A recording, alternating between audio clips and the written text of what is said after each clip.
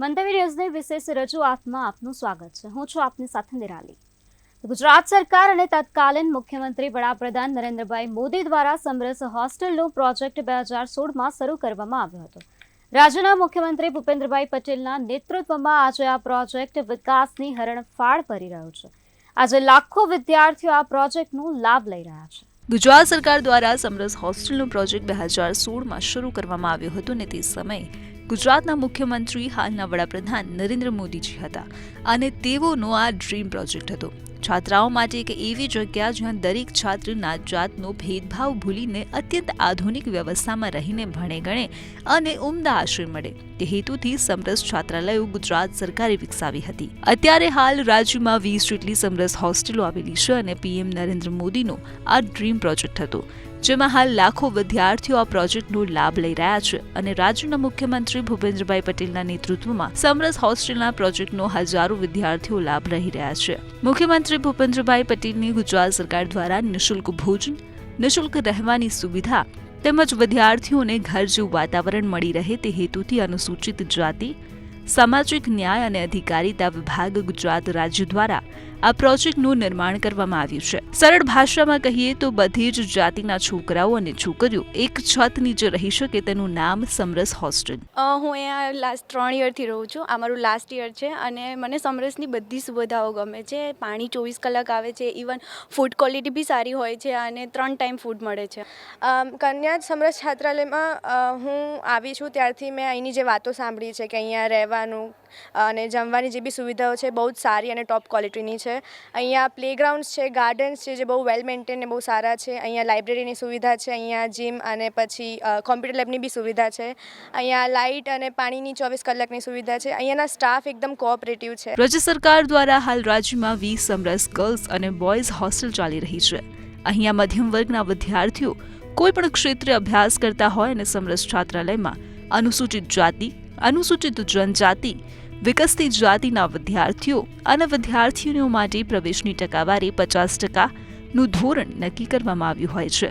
આ છાત્રાલયમાં ધોરણ 12 પાસ પછીના અભ્યાસક્રમો માટેના માપદંડ નક્કી કરાયા હોય છે. સાથે જ જાતિવાદ પ્રવેશનું ધોરણ પણ નક્કી કરવામાં આવ્યું હોય છે. એસી કેટેગરી માટે 15%, ઓબીસી કેટેગરી માટે 45% અને એસટી કેટેગરી માટે 30% સીટો નક્કી કરવામાં આવી છે.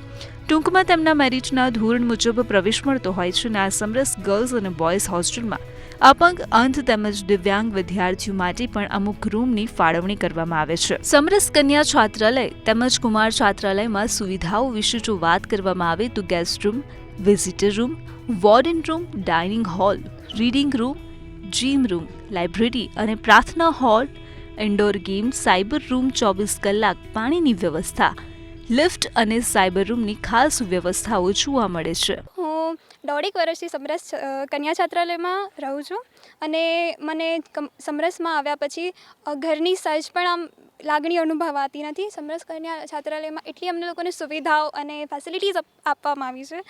લાઈક ગર્લ્સ માટે ફિઝિકલ એક્ટિવિટીઝ પણ શરૂ કરેલી છે જેમાં અમે લોકોએ ઘણું બધું રમતો, ગેમ્સ એન્ડ એક્ટિવિટીઝમાં પાર્ટિસિપેટ કરીએ છીએ. પછી ઘણી વખત અમે લોકો જ્યારે ઘરે નથી જઈ શકતા ત્યારે અહીંયા અમારી માટે ઘણી બધી ફેસ્ટિવલ્સનું આયોજન પણ કરવામાં આવે છે. મધ્યમ વર્ગના અને જે વિદ્યાર્થીનીઓ આવે છે કે જેમની આર્થિક સ્થિતિ ખૂબ જ સારી ના હોય એવી વિદ્યાર્થીનીઓ આવે છે અને તે અહીંયા રહી શકે છે, કરી શકે છે અને બધી જ સુવિધાઓ જમવાથી લઈને નાહવા ધોવા, બીજું સ્ટાફ અહીંયાનું ખૂબ સારું છે, અધર એક્ટિવિટીઝ થાય છે અને આ બધી જ સુવિધાઓ નિઃશુલ્ક તમને મળી શકે છે. સમરસ કન્યા તેમજ કુમાર છાત્રાલયમાં વાત કરવામાં આવે તો અંધ અપંગ છાત્રો માટે ખાસ પ્રથમ માળે અલગ રૂમની વ્યવસ્થા કરવામાં આવી છે. સવારે ચા સાથે નાસ્તો, બપોરનું ભોજન, સાંજનું ભોજન, દૂધ સાથે રસોડાની પ્રિમાઇસીસમાં વિનામૂલ્યે ભોજન આપવામાં આવે છે તેમજ દરેક માળે પેન્ટ્રી રૂમની વ્યવસ્થાઓ પણ અહીંયા કરવામાં આવેલી છે, જેમાં દરેક માળ પર પીવાના પાણી માટે આરો પ્લાન્ટ પણ મૂકવામાં આવેલા છે. તેમજ છાત્રોની સઘન સલામતીના ભાગરૂપે જે મુખ્ય દ્વાર ગેટ પરથી લઈને તમામ બ્લોકમાં 24 કલાક સિક્યોરિટી ગાર્ડની સુવિધા પણ કરવામાં આવી છે. તમામ બ્લોકમાં સીસીટીવી કેમેરા પણ સરકાર દ્વારા લગાવવામાં આવ્યા છે. સરકાર દ્વારા જે પ્રોજેક્ટ તૈયાર કરવામાં આવ્યો છે કે વિદ્યાર્થીઓ માટે અહીંયા રહેવાની સારી એવી સગવડ આપવામાં આવે છે. જે વિદ્યાર્થીઓ બહારના વિસ્તારમાંથી આવતા હોય, અમદાવાદ જિલ્લા સિવાયના બહારના જે જિલ્લાઓમાંથી આવતા હોય, તેમના માટે અહીંયા રહેવાની અને ખાવા પીવાની સારી એવી સગવડ પૂરી પાડવામાં આવે છે. કેમ કે તે લોકો જો બહારથી ક્યાંક ભાડે રૂમ રાખે તો એના માટે ખૂબ જ વધારે પડતો ખર્ચો અમદાવાદમાં થતો હોય છે. તેથી સરકાર દ્વારા આ એક સારી એવી સેવા પૂરી પાડવામાં આવે છે. ખાસ સરકારને એવું કહેવું છે કે આ જે પ્રોજેક્ટ ચાલુ કર્યો છે એ અંતર્ગત ઘણા એવા મધ્યમ વર્ગના જે વિદ્યાર્થીઓ હોય છે એ બધા એવું નથી હોતું કે બધા પીજીના જે 8,000 9,000 જે અમદાવાદમાં રેન્ટ ચાલી રહ્યા છે તે બધા એફોર્ડ કરી શકે. હું પણ પીજીમાં રહેતો હતો, હું પણ મધ્યમ વર્ગમાંથી આવું છું, તો એ રીતે બધા એફોર્ડ નથી કરી શકતા. તો એના માટે જે આ સુવિધા ચાલુ કરી છે એ ખૂબ જ નિઃશુલ્ક છે અને એકદમ વ્યવસ્થિત. સમરસ હોસ્ટેલ પ્રોજેક્ટ વિદ્યાર્થીઓને સરળ, સુલભ અને સ્વસ્થ રહેવાની સગવડ મળી રહે તે હેતુથી શરૂ કરવામાં આવ્યો છે, જેમાં એક રૂમમાં આરામથી 3 વિદ્યાર્થી રહી શકે તેવી સુવિધા સરકાર દ્વારા કરવામાં આવેલી છે. આ પ્રોજેક્ટનો સૌથી મોટો ફાયદો એ છે કે કન્યાઓ માટે આવક મર્યાદા રાખવામાં નથી આવી અને વિદ્યાર્થીઓ માટે જો વાત કરવામાં આવે તો અમુક નિર્ધારિત આવક મર્યાદા નક્કી કરવામાં આવી છે. વડાપ્રધાન નરેન્દ્ર મોદીનો આ ડ્રીમ પ્રોજેક્ટને રાજ્યના મુખ્યમંત્રી ભૂપેન્દ્રભાઈ પટેલ આગળ વધારી રહ્યા છે. રાજ્ય સરકાર આ પ્રોજેક્ટ થકી ગરીબ અને મધ્યમ વર્ગના વિદ્યાર્થીઓની છાત્રાલયની સારી અને ઉચ્ચ કોટીની સુવિધા આપવાનો હેતુ રહેલો છે.